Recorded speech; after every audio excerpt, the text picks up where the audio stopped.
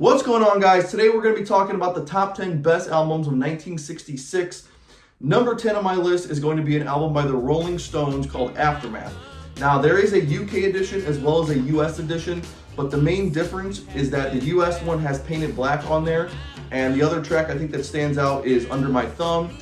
And then the UK edition has Under My Thumb as well, but they took off Painted Black and they put some other tracks on there. A couple of the ones that stand out to me on that album would be What to Do and Out of Time. But the great thing about this album is that this was the first time the Rolling Stones put out a record with no covers. So Mick Jagger and Keith Richards wrote all these songs, and you do have some contributions coming from Brian Jones, where he was featuring different instruments like the sitar. So that's great, but even though they wrote all these songs, most of the songs are not that great, and so that's why Aftermath is going to be number 10 on my list. Number 9 on my list is going to be an album by The Temptations called Gettin' Ready, and kind of like the last record, it's not like every song in this album is fantastic, but I would say it does have a pretty consistent flow to it, and it's just an overall decent R&B Motown record. But the songs that stand out the most are probably going to be Get Ready and Ain't Too Proud to Beg. I think both of those are fantastic songs, but other than that, it's just a pretty mediocre R&B album. So that is number 9. Number 8 on my list is going to be an album by Frank Sinatra called Strangers in the Night. And just like the last two records, this one is pretty similar, where there's 2 strong tracks on there, and then a lot of the other tracks are just mediocre. They're not necessarily bad. This one also has a pretty consistent flow to the record, but I would say the best part about the album are the first 2 songs, Strangers in the Night and Summer Wind. Other than that, I think Frank Sinatra delivers a great vocal performance, and the arrangements of the strings and everything is really great on this record. But I would say the first 2 songs is the best part of the record, and then after that, it's just a pretty, mediocre record. So that's going to be number 8. Number 7 on my list is going to be an album by Simon and Garfunkel called Parsley, Sage, Rosemary, and Thyme. This one has a great flow to the record. Their arrangements and their harmonies on almost all these songs is phenomenal. And then I'd say the best song on the record is probably going to be Homeward Bound. That's the one that really stands out to me. But there's other tracks on there where they're not terrible, but they're not great. They're kind of just mediocre songs. And that's why this is going to be number 7 on my list. Number 6 on my list is going to be an album by Bob Dylan called Blonde on Blonde. Now, I have to preface this with the fact that I'm a huge Bob Dylan fan, but by no means is this one of my favorite Dylan records. I think this album is kind of overrated. I think that there are more annoying songs on this album than there are good songs. But I will say the good songs that I think are really good are I Want You, Stuck Inside the Mobile with the Memphis Blues Again, probably the best one on there. And then you have a couple other ones. You have Absolutely Sweet Marie, you have Fourth Time Around. Those are decent. In my opinion, Visions of Johanna is overrated. Just Like a Woman is overrated. And I just think there's better Dylan records out there. I don't know, I kind of was expecting something better from Dylan at this point in his career in 66. But with that being said, it's still better than a lot of the other music that came out that year. And so that's why Blonde on Blonde is going to be number 6. Number 5 on my list is going to be an album called If You Can Believe Your Eyes and Ears by the Mamas and Papas. And in my opinion, this is a more well-rounded, solid record than an album like Blonde on Blonde because it has a really nice flow to it.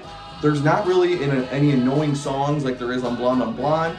And I think that the 2 strongest singles on this are Monday Monday and California Dreamin'. I think those are great songs. And then the rest of the record is still pretty solid. The harmonies are great.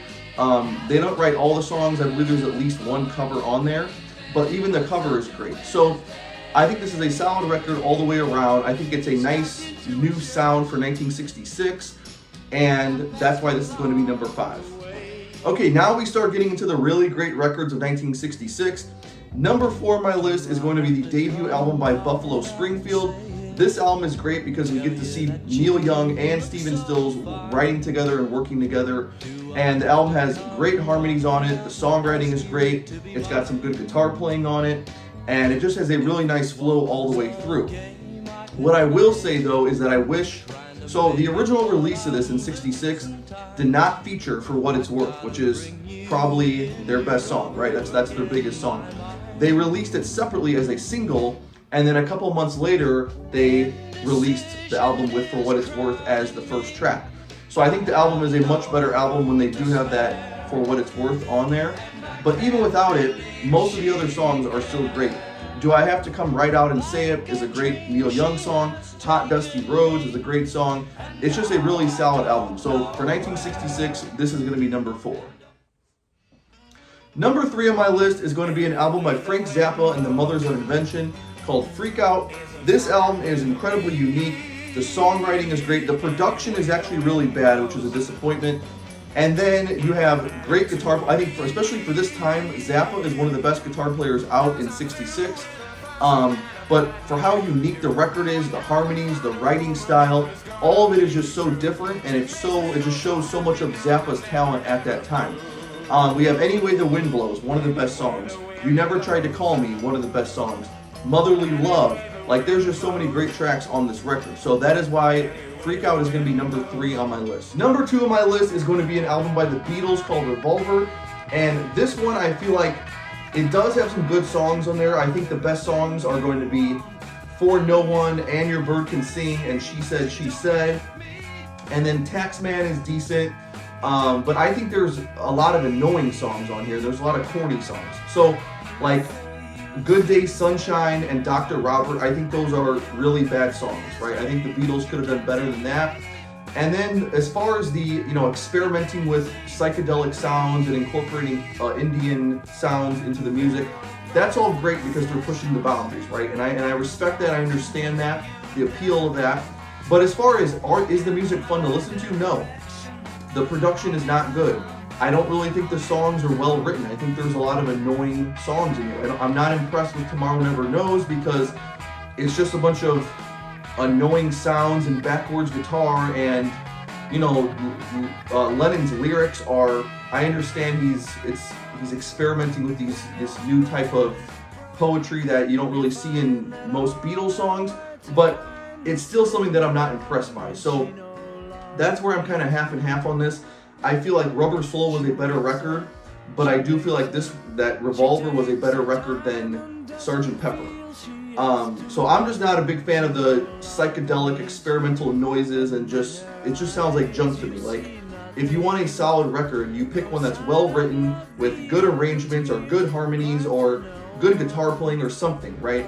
And the Beatles did that time and time again with so many of their records. But this one, in my opinion, is not anywhere near their best, but it's still going to be number 2 on my list. Number 1 on my list is going to be a true masterpiece of a record, and that is going to be Pet Sounds by the Beach Boys, or more accurately, it is by Brian Wilson and the Wrecking Crew, considering that I would give all the credit to Brian Wilson for the writing, the arranging, the production, pretty much everything that went into this record.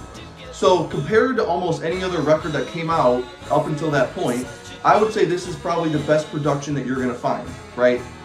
The way he recorded these instruments, the way he arranged the instruments, and the way that he wrote these songs with the chords that he put together, the harmonies that he put over the top of all these songs, and the melodies that he came up with for these songs over these complex chord progressions and things that you would never think of, is just one of a kind, and it's, in my opinion, way better than Revolver or anything else that was any other record that came out at this time. And that's why I think that Pet Sounds is one of the best records of all time. It's just nothing, the flow to the record is phenomenal. The uniqueness and innovation of the album is phenomenal. There's not many records that achieve what this record achieved. So that is why Pet Sounds is going to be number 1 on my list.